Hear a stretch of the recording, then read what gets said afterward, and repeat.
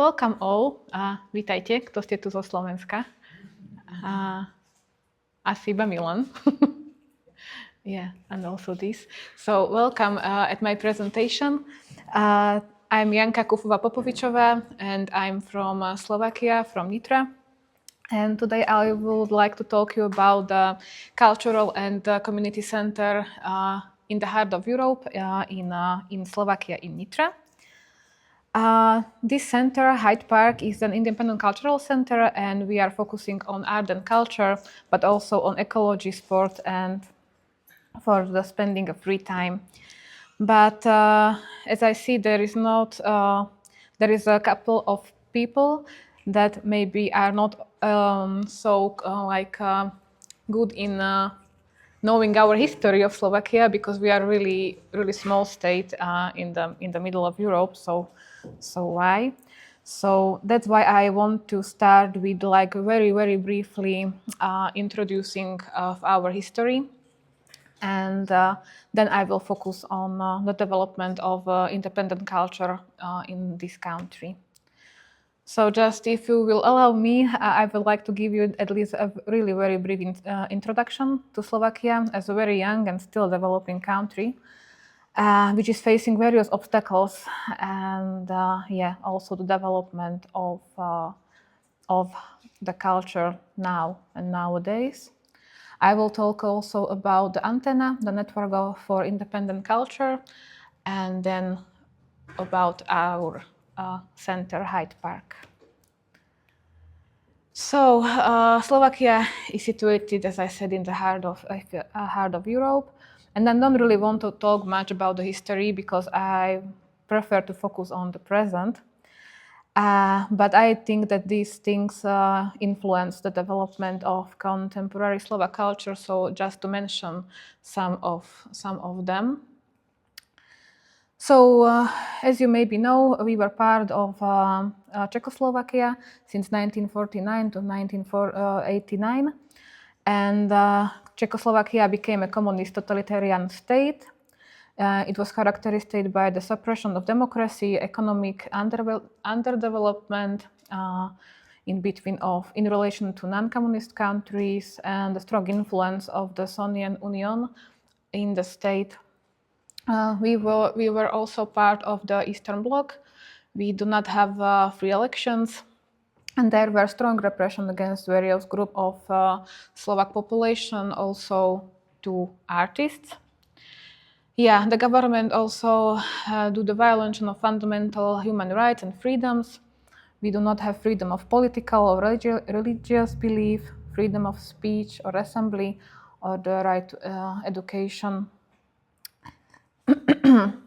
Censorship was generally applied in the media and in the public life, and it means that also in art and culture. And the borders were closed, the government stopping issuance of passports and visas, and banning travel to countries that don't like social establishment. So in practice, it means that citizens that disagreed with this situation, they have three options. They can be active in a dissent, or they can immigrate, but it was not allowed to immigrate, but hundreds of people immigrate in these years. And the third option was to we called it emigrate internally, like you doing your work, you are thinking what you want to think, but you act don't make troubles to the public. Yeah. Also, the situation in culture was bad, because all of the censorships and the violation of freedom of speech were practiced in culture. We have central management of culture, and communists adopt the Soviet model of unified and centralized management of culture, which controls everything, every mass production of art. The only permitted artistic direction was socialist realism, and in culture and in all field of culture was abolished the professional journals, not just art, but also the others. The societies was banned and the priority was confiscated. I just picked some details about how it was in fine arts. So fine arts were organized by a regional center, and it depends where do you live, not what do you do. And during the artistic world, there was political training of the artist, how to do this type of art in the best way. Yeah, and it was important that repeated failure to be approved risked the artist being expelled from the organization and losing the opportunity to earn a living through creative activity, what usually means that they have to go work like in factories and so on, and this also affected life of their families. For example, children of these people were not allowed to study or were not allowed to do their work. So usually artists prefer to the third option to internally emigrate. But we also know many artists that were creating work that they published in different magazines and so on. Okay, just to quick like show how these art should look like. I want to present you exhibition that made National Gallery Slovakia in 2020. It's called The Interrupted Song, and they let me check if it will work. Yes, but not this, no.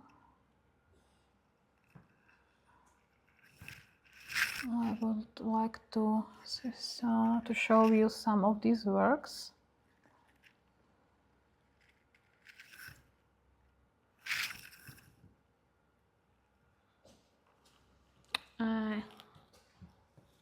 Just a second.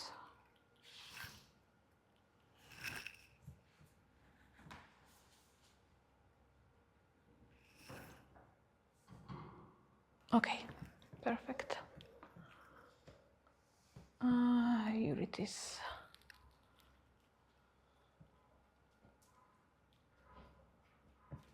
Okay, so yeah, the Slovak National Gallery made this exhibition, and also the analysis of this work.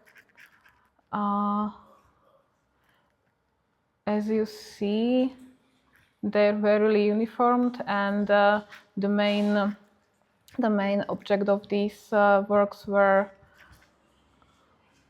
workers are working in the factories, in the land.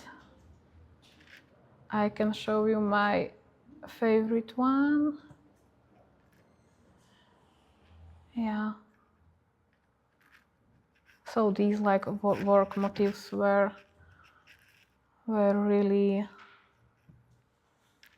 the best that social realism can like produce, and artist was teach how to do this kind of paintings. Okay, I hope it will work. Okay. Perfect. Okay, and the curator of this exhibition said this quote. It's Alexandra Kusa. Then she said that the period of socialist realism is perceived as a violent interruption of the modern tradition. One of the characteristics of the art of the period was that art was supposed to sing joyfully about the new political, social, and artistic tomorrows and a more beautiful future. What I think is the perfect description. Okay, so of course these 40 years that we were sorry, I just have to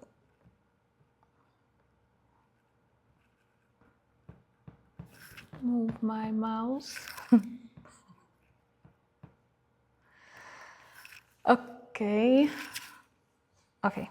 So yeah, these 40 years were not homogeneous. In some years, the situation was like more freely, and artists and also society like feel that they can be more open and create more freely. But sorry again.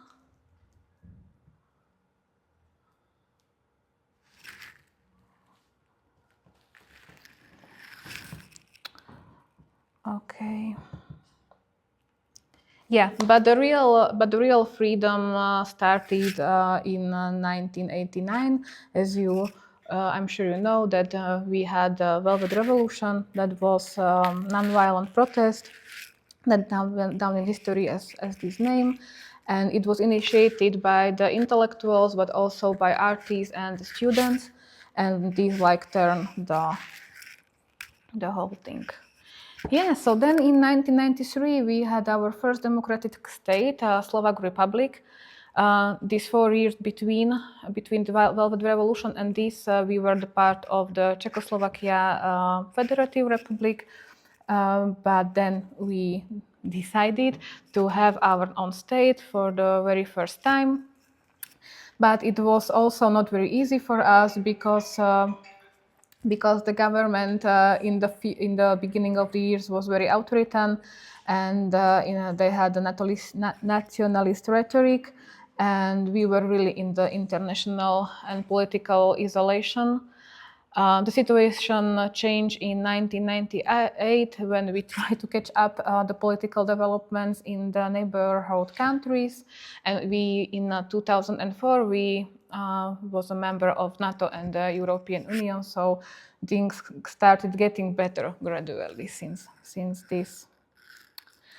Okay, so jump away from this horrible history, and let's talk about how the development of culture and the creation of independent cultural centers was. So, as in the previous state, also in Slovak Republic, we have these traditional cultural centers, institutions that are established by the state, by region, or by cities. It's, for example, National Gallery, national theaters, but also some small regional galleries and theaters, museums, libraries, education associations, and so on. Of course, the nature of work in this institution has also changed for better in this independent republic. These established institutions now have a founder, it's a state or region or a city, and are allocated a fixed budget for staff salaries and expenditure related to their activities. So they are accountable to their founder, but are not depend on how many people will attend their programs. They also can apply for additional funding for very on-ground schemes, but they usually do not do that because they don't have to. Of course, some of them are better and does these things, but it's not really common. And on the other side, on the other hand, we have this new organization that has started to emerge, and that's the independent cultural organizations, for example, centers, galleries, theaters, but also publishing houses, and so on.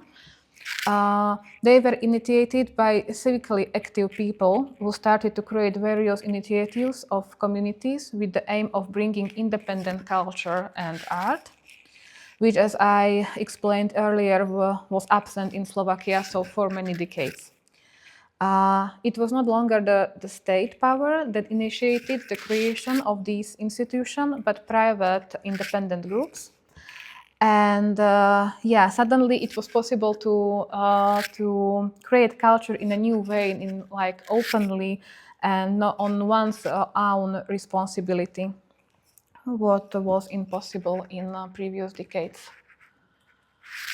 Yeah, but in the first years, of course, there were many initiatives, but they haven't got a permanent or fixed point and platforms. So it was like music clubs, independent private galleries, or art culture communities. And these communities have come and gone, and the reason was the really big turnover of people working in these diverse initiatives, and also the cultural political strategy. This was not very good suited, and also the unprofessional logistic. But they were like really in their beginning, so yeah.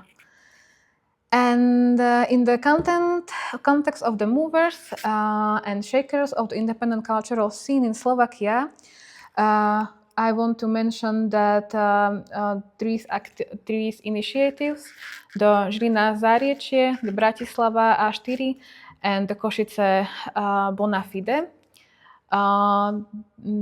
At the beginning of the new millennium, these three was like the first and really good established one, and they are also working from these days.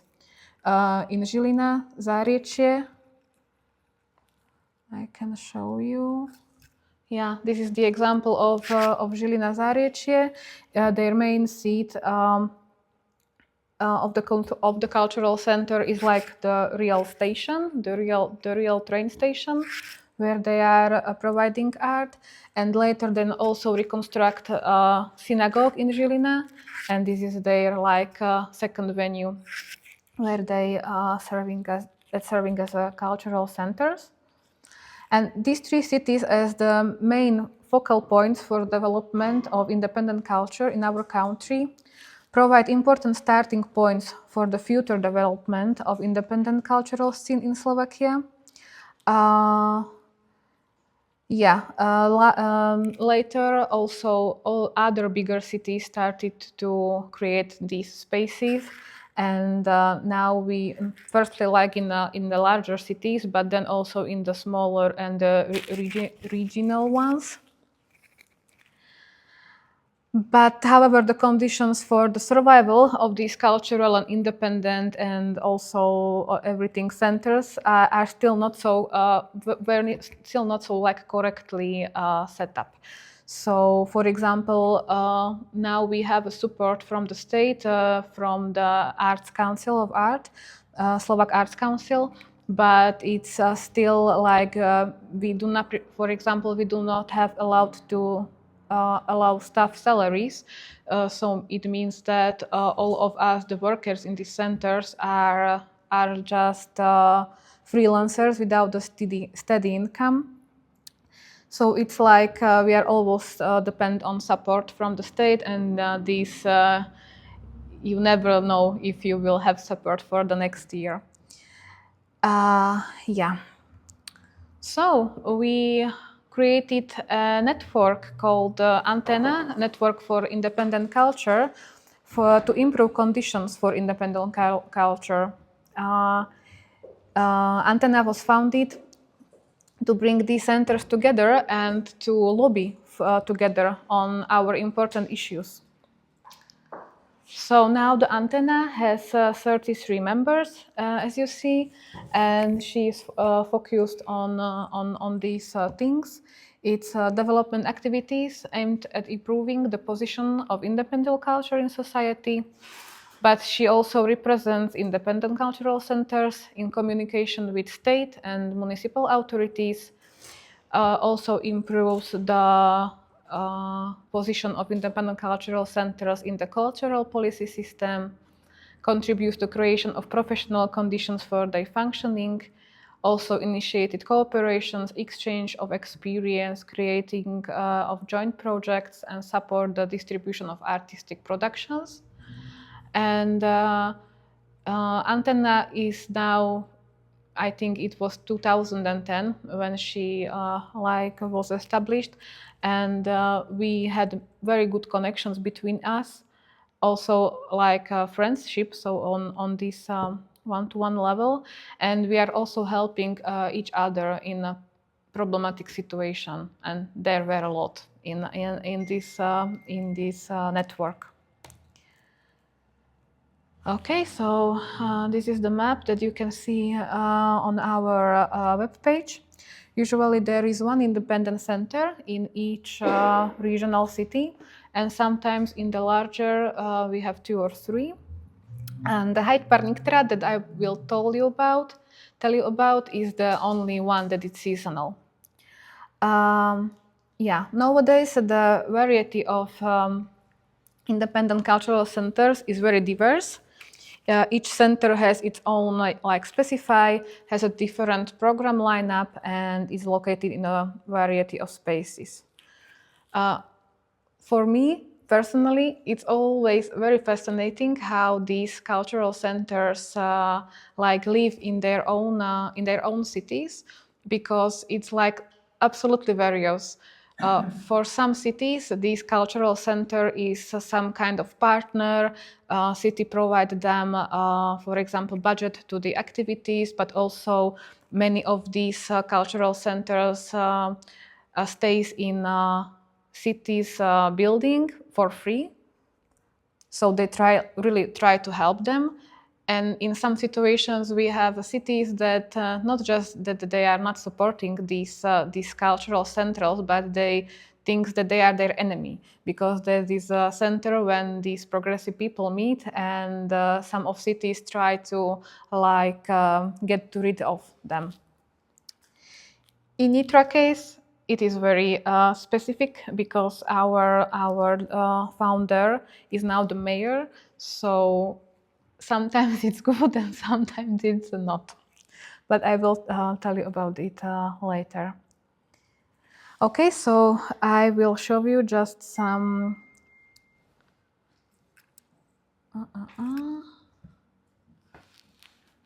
Okay, here we are. Yeah, so this is Anténa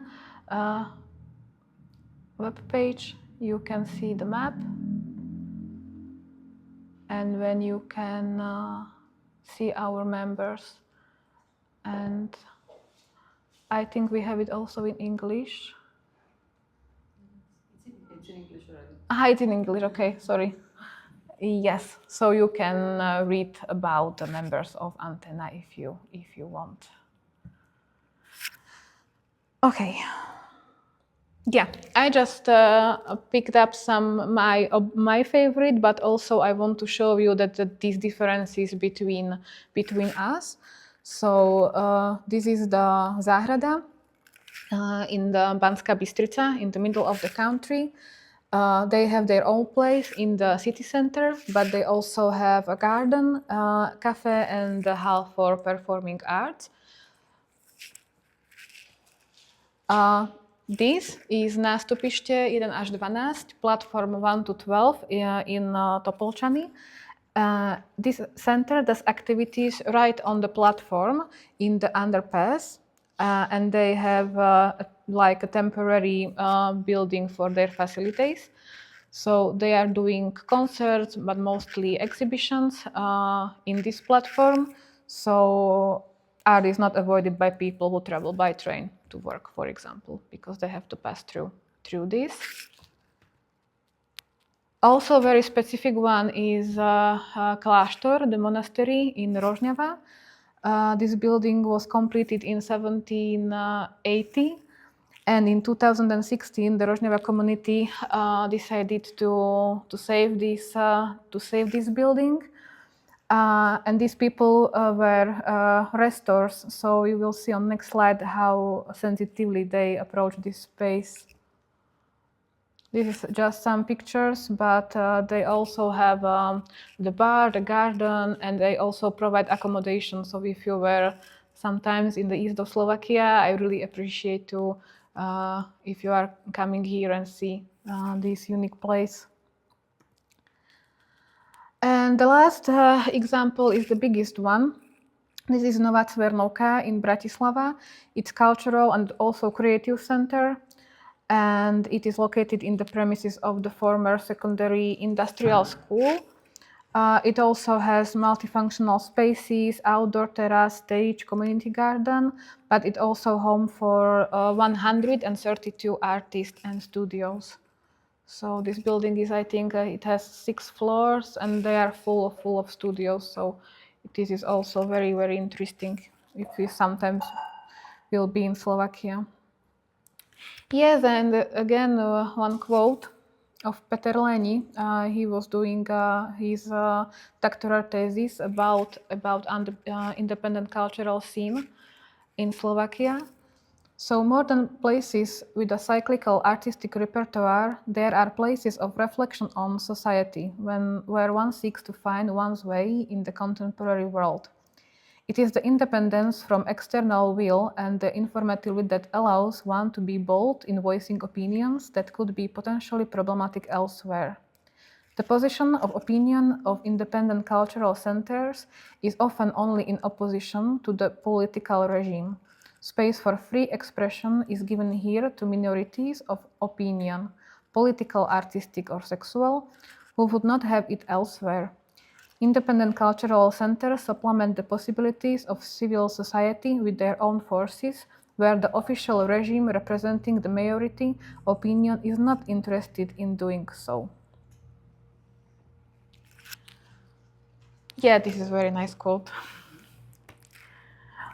Okay, and let's go to Hidepark.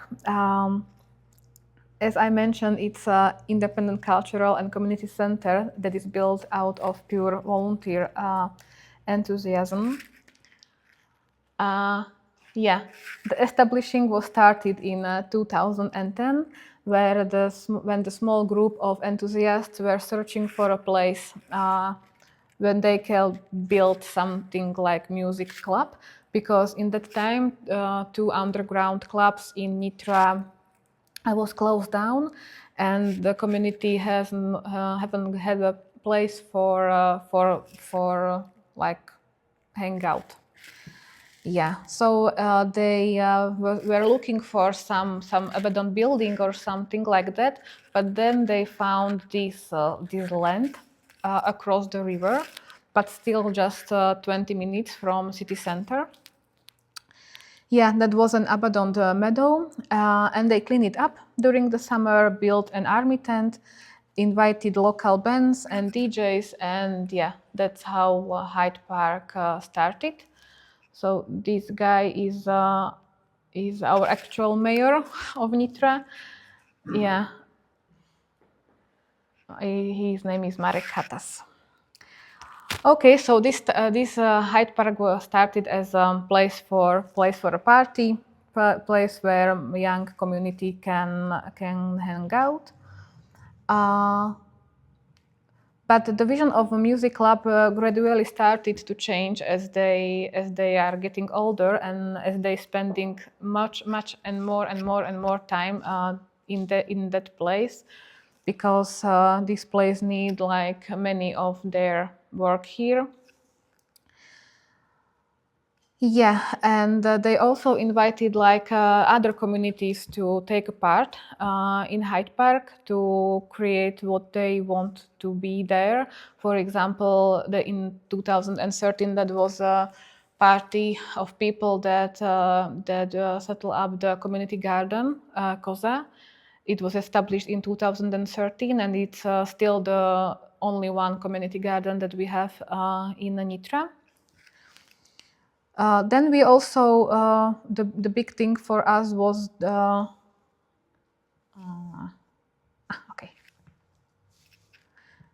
this first big European project in 2015. It was an activator project, and that was funded by European Union, and it connects 3 cultural centers, one from Poland. It was, I think, Content Art in Poznań. Maybe Anna knows it. Yeah, and also one Slupfurt in Frankfurt. Yeah, and as I mentioned before, then the Slovak Art Council was established, and this gave us the opportunity to apply for the bigger grants also from Slovakia, and to have like regular funding. The biggest project now we are in is the inclusive health and well-being in small and medium-sized cities, and it's by the Horizon 2020 since 2020. Yeah, so let's move. I think this video will show you the best how it looks like now. It's the after movie from our 10th anniversary. Okay, but I have to.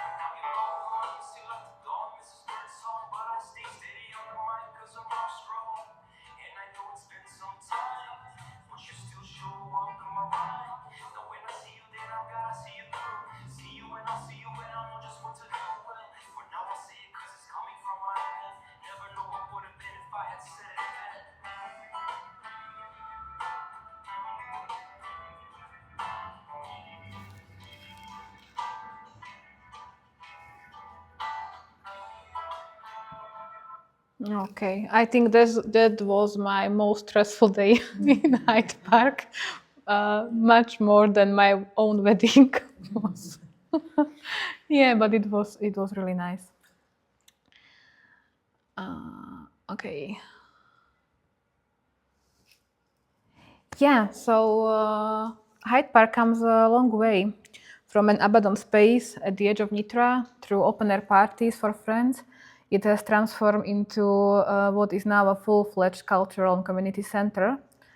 And people who did not know each other before and met at Hyde Park have now established several civic organizations and associations and informal groups, and they find their home here. So we are very happy that this place is still working after mostly 15 years. Let's talk about what we are doing here more. So we have this outdoor space that is located near the river, and it has more than 10 hectares of formal landfill, and it's surrounded by nature. And these unique settings allowed us to do many of performing arts, but also exhibitions and stuff like that. We are usually open from May to September when the weather is nice. And we are the only one independent culture in Nitra, as I mentioned, which is a pity because Nitra is one of the largest city in Slovakia, and we are the only seasonal one. So we in the winter we do not have the place where to go. So we are usually visiting the other cities. Yeah. So just a schematic picture of Hyde Park, just for you to know, is this. This is the main entrance of Hyde Park. This is a road, a river. Now here we have the open grills and fireplaces. This is the building and the stage, and this is the place for audience. This is an orchard, and here we have our community garden. Here we have a pump track for cyclists, and here is a community repairing workshop. And here in the beginning we have this worm ramp, I think it's worm ramp in English, and the workout. Yes, so yeah, as the other cultural centers in Slovakia, our main goal is to produce concerts and theater performances, art performances, workshops, lectures, Pechakucha nights, readings, and so on. So we are really try to do variety of cultural program, and we are focusing on several themes that are important for us. For example, like ecological forms of transport or migration, or LGBTQI plus themes. Yeah, so this is how it looks in our stage when we have an event. This place, as it's outdoor, can have a really pretty like festival atmosphere, and it's sometimes difficult to do things here, but yeah, not in case of weather, but the atmosphere then it's like really cool. Yeah, so just some pictures of art that we made. Yeah, in one time, I think it was 6 or 7 years before, we mentioned that so as we are getting older, also our community is getting older, and all of them starting to have the children or pets. So we decided that we should do also art and culture for children. And this is not really my taste, but I am really surprised how it works, because children really love these exhibitions, like for example this theater plays for them, but also we have some very good bands for children, so we're starting to do these things. But we also like focusing on other adult art. For example, we also have a community library on our stage, and we are organizing events like readings and also some creative workshops and markets. Yeah, this is how it can looks. Yeah, and as I mentioned before, we are also trying to have an art exhibition in our place, but it's not it's not a good venue for this kind of art, but we really want to try. And this one was maybe the most important one, because in this exhibition we had 2 artists, and one of them, Jan Bartorek, is one of the most important artists in Slovakia now. He won the most prestige prize in 2022. And he wants to organize exhibition in our place, what is really amazing. Yeah, and as I said, that we are open just during the summer and these nice months. We are organizing events during the weekends, but also in the evenings in the week. But usually these weekends are the most strong. So we are trying to connect some kinds of arts together. For example, these exhibitions, we try to connect with the concerts or with readings and so on. Yeah, and in 2020 we also started organizing artistic residencies with the aim of giving artists slightly unconventional space to art, to create. And from these residencies we usually have site-specific objects that are created and that enrich our space. And in this video we captured our first experience with the residency. This is our friend Igor Hanečák that we invite to be our first resident, and this is what he thinks about it.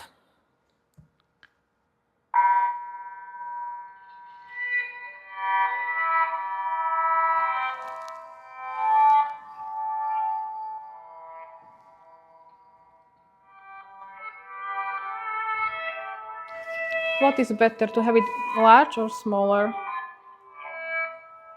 Som tu v rámci rezidencie, ktorú spúšťa Hidepark vlastne tento rok prvýkrát.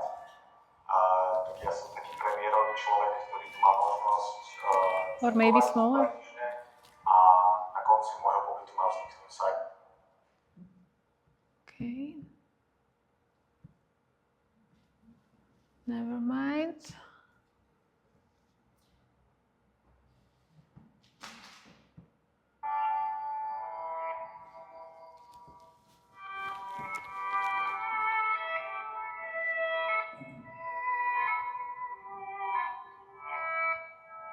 Som tu v rámci rezidencie, ktorú spúšťa Hidepark vlastne tento rok prvýkrát. Tak ja som taký premiérový človek, ktorý tu má možnosť fungovať 2 týždne a na konci môjho pobytu má vzniknúť site specific dielo, inštalácia, ktorá má byť vytvorená z materiálov v podstate stádená z okolia. Po prvých dňoch, čo som tu bol, aj celkovo, keďže Hidepark už trošku poznám, tak som sa stále zameral, alebo stále som sa točil okolo konceptu nejakého univerza alebo nejakého vlastného v podstate sveta.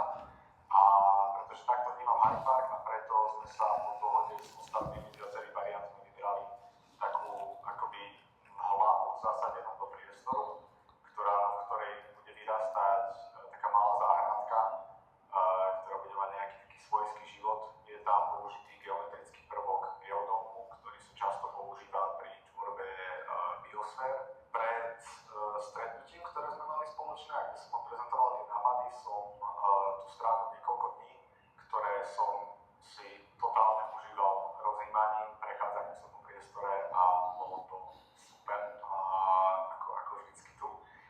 A skrz to som vlastne potom začal zberať nápady, upravovať si skice, potom som ich predniesol vlastne tej komunite Hideparku a následne som si potom začal zahájať materiál, začal som tu brať vypílené stromy spoza poľa. Prišli mi pomôcť ku koncu ľudia, ktorých poznám už z predošlých projektov, ktoré som robil v Poprade, za dvoch okolností teraz fungujú oni v Nitre, čo bolo moje veľké šťastie, takže aj teraz mi pomáhajú s tou finalizáciou, lebo tá je samozrejme najťažšia, lebo sa vždy objaví nejaký nový detail. Úskalie bolo, že som do toho išiel s veľkými očami toho, že tu bude viac dobrovoľníkov v Poprade, ktorí budú pracovať. Že robili sme aj facebookový event, snažil sa to nejakým spôsobom tlačiť. Nakoľko je toto pilotný projekt a prvá rezidencia na Hideparku, tak sme viacerí očakávali akoby väčšiu spoluprácu komunity, ale tým, že sú ľudia ešte voči tomu takí, že to nepoznajú, sú ostýchaví a možno často ani nevedia, ako môžu pomôcť, tak to bolo také najväčšie úskalie. Ale zároveň chápem ten pohľad z tej druhej strany, že človek do toho úplne nevidí, je to prvá vec, takže úplne si to nevie spojiť s tým, že niekto robí nejaké umelecké dielo a ako mu ja vlastne môžem pomôcť. Otvorenie alebo predstavenie toho diela nám vyšlo veľmi pekne na akciu Klíma nás spája, čo sa tu tak celkom hodí. A toto dielo by tu malo nejakú sezónu až bude ostať.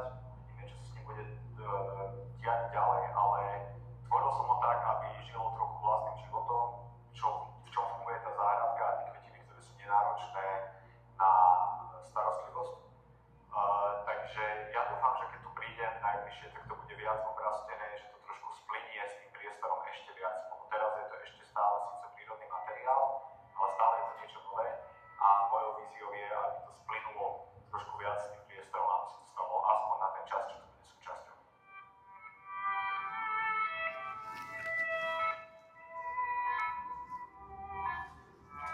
Okay.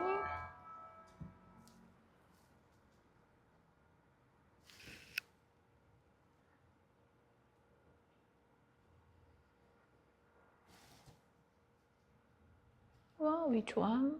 This, I think.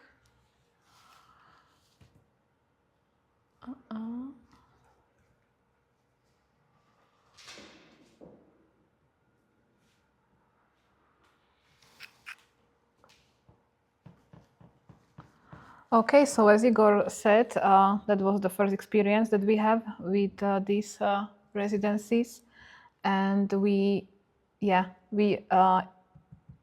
maybe was a little bit naive about the volunteers. That they have some he has some help, but it was not as he was expected, and also we. So we learned from this, and now when we have residencies, I allocate usually few of productions and technicians that can support the artist, because really working on the site-specific object, it's not very easy on one owns.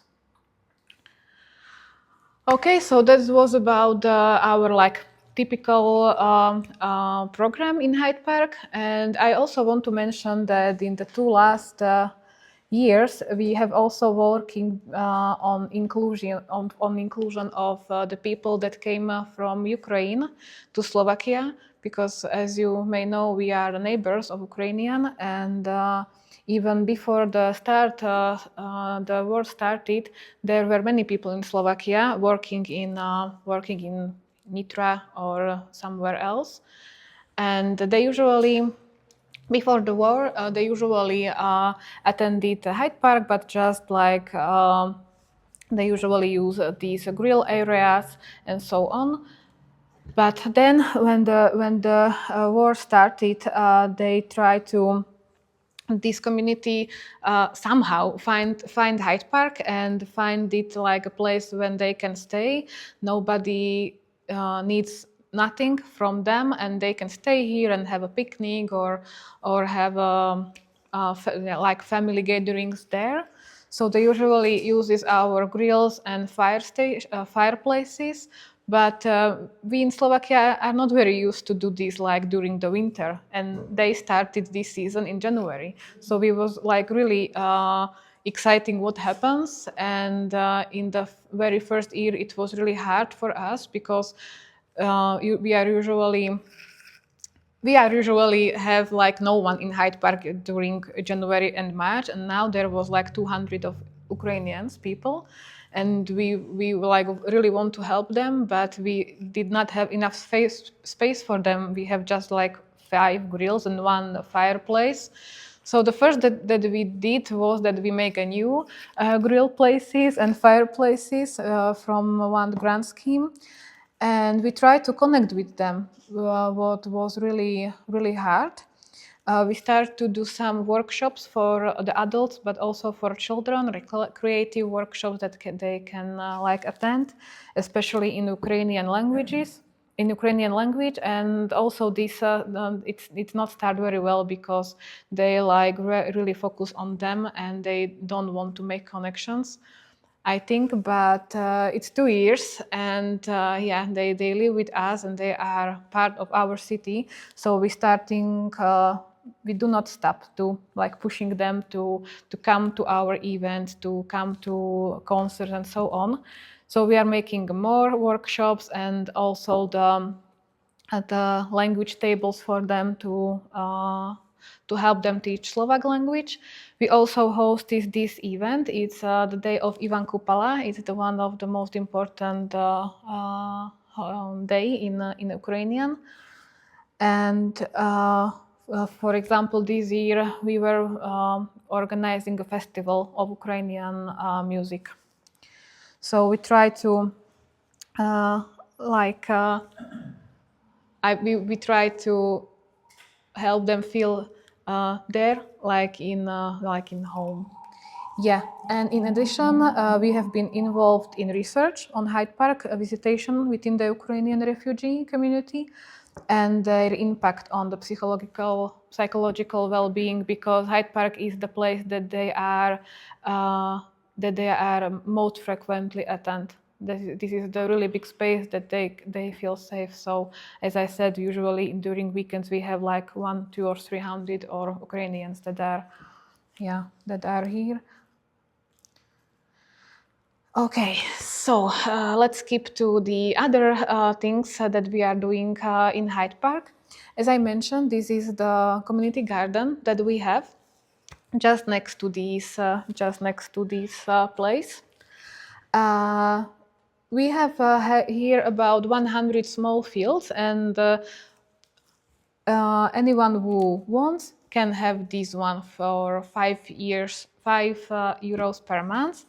So usually these fields are used by elderly people or students or anyone who want to grow their own vegetable and fruits.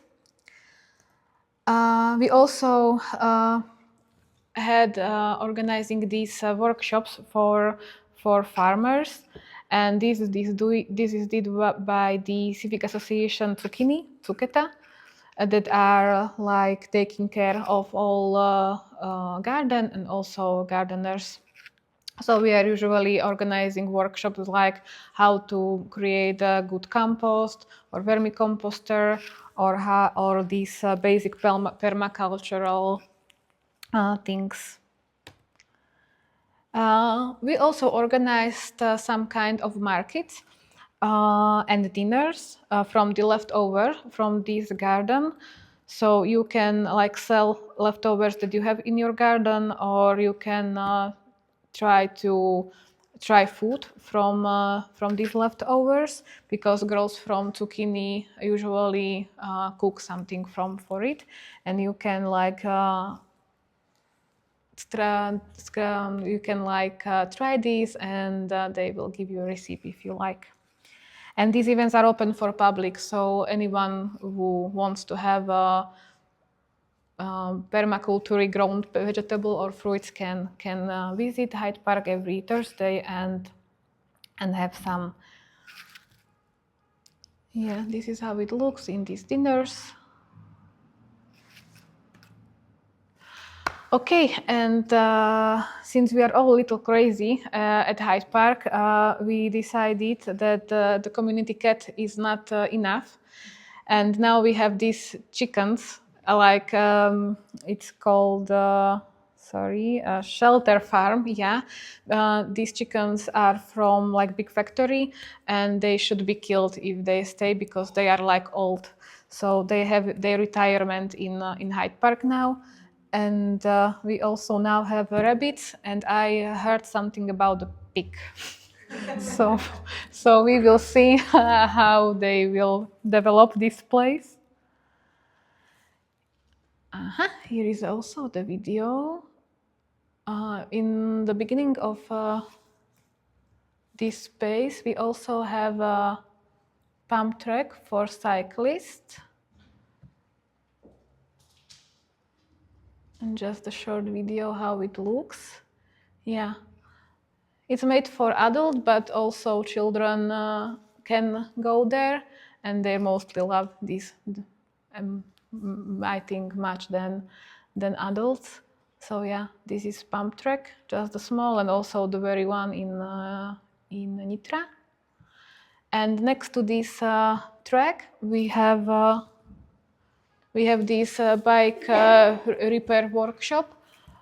This is usually open during the events and during the weekends, and you can go and repair your own or your own bike if you need something. But we are also organizing like workshops, so we will know how to fix your something on a bicycle. Okay. Yeah, and it's everything about the people, I must say, because this place is like really big, and this I must show in the big. Yeah, I must say that people are coming and going. We are like we are 15 years working this, so it's like natural that that some people left and some people came. We also has very like specific things that we are not have anymore. For example, we have a kindergarten here for 3 years, what was really punk, but it works somehow. And all these people, it's about I think it's 30 to 40 people as volunteers that are working here, and no of us, me neither, are not having a full-time jobs here. This is something between the hobby and maybe maybe the hobby is the good word, or our mission in the world to do things like this. So as I said, we have some fundings for doing arts and culture, but it's not covering everything. So usually we are the volunteers or very low-paid people that really want to bring some independent culture in Nitra, and yeah, we really help each other. Also in a personal level, because we become a very good friends. Yeah, this is the group that was preparing our wedding, for example, for one whole week. Yeah. So that's it. Thank you very much for listening.